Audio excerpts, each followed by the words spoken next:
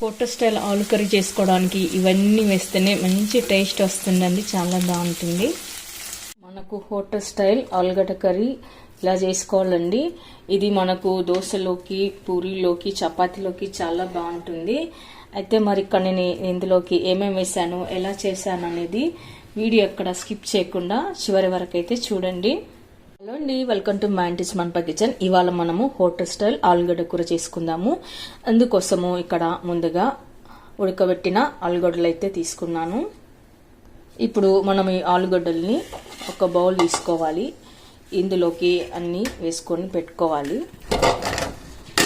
తర్వాత స్మాషర్ తీసుకొని మనం దీంతో ఒత్తుకోవాలి. మరీ మెత్తగా పేస్ట్లా కాకుండా మీడియంగా ఒత్తుకొని పెట్టుకోవాలి. చూడండి, ఇక్కడ మరీ మెత్తగా స్మాష్లా కాకుండా మనం ఇలా కాస్త ఆలుగడ్డలు ముక్కలు ఉండేట్లాగా మనం చేసుకొని పెట్టుకోవాలి. కడాయి పెట్టుకొని అందులో కర్రీకి సరిపడా ఆయిల్ వేసుకున్న తర్వాత ఆవాలు, జీలకర్ర, మినపగుళ్ళు వేసుకోవాలి. ఇప్పుడు శనగపప్పు, ఆ తర్వాత కట్ చేసి పెట్టుకున్న ఆనియన్ ముక్కలు, గ్రీన్ చిల్లీ, కరివేపాకు ఇవన్నీ వేసాక ఒకసారి కలుపుకొని పెట్టుకుందాము. ఆనియన్ మనకు మంచి కలర్లో రావాలన్నమాట, అంతవరకు మనం కలుపుకొని పెట్టుకోవాలి. ఇప్పుడు కొద్దిగా పసుపు, ఉప్పు. మనం కర్రీ చేసుకోవడానికి ఉల్లిపాయ ముక్కలు ఎక్కువ ఉంటేనే కర్రీకి బాగా మంచి టేస్ట్ వస్తుంది. ఉల్లిపాయ ముక్కలు కలర్ మారాక కొద్దిగా అల్లం వెల్లుల్లి పేస్ట్. ఇప్పుడు అల్లంలోని పచ్చివాసన పోయే వరకు కలుపుకొని పెట్టుకోవాలి. ఇప్పుడు మనం ధనియా పౌడర్ వేసుకుందాము. ఆ తర్వాత జీరా పౌడర్. ఇప్పుడు ఒకసారి కలుపుకొని పెట్టుకుందాము. ఇప్పుడు మనం ఇవన్నీ వేసి కలిపి పెట్టుకున్న తర్వాత స్మాష్ చేసి పెట్టుకున్న ఆలుగడ్డ ముక్కల్ని కూడా వేసుకొని కలుపుకొని పెట్టుకోవాలి. ఒకసారి మొత్తం ఇలా కింద నుంచి అంతా కర్రీకి మనకు కలిసిపోయేలాగా కలుపుకొని పెట్టుకోవాలి.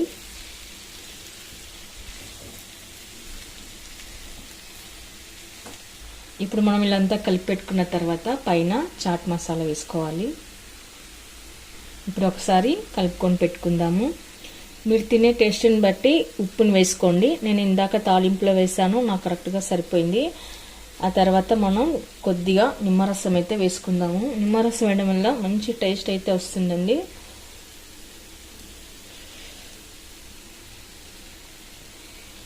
ఈ ఆలుగడ్డ కర్రీ మనకు చెప్పాలంటే రోటీలో, చపాతీలోకి, పూరీలోకి చాలా బాగుంటుంది. అలాగే దోశలోకి కూడా చాలా బాగుంటుంది. మనకు హోటళ్ళలో పెట్టిస్తారు కదా దోశలోకి, అలా అన్నమాట చాలా టేస్ట్గా బాగుంటుంది. ఇప్పుడు పైన కొత్తిమీర వేసుకొని గార్నిష్ చేసుకుందాము. అంతకన్నా ముందు మనం ఇక్కడ కసూరి మేతి వేసుకోవాలి. కసూరి మేతి వేయడం మంచి ఫ్లేవర్ వస్తుందండి ఆలు కర్రీకి. ఒకసారి కలుపుకొని పెట్టుకుందాము.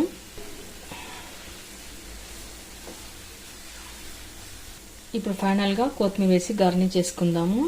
ఆ తర్వాత సర్వింగ్ బౌల్లోకి తీసుకుందాము. ఓకే అండి, చూసారుగా గుమగుమలాడే బాయిల్ పొటాటో కర్రీ. ఈ కర్రీని మీరు కూడా ఒకసారి ట్రై చేయండి. మీకు ఎలా కుదిరిందో కామెంట్స్లో పెట్టండి, లైక్ చేయండి, షేర్ చేయండి. తప్పకుండా మన ఛానల్ని సబ్స్క్రైబ్ చేయండి. Thank you for watching.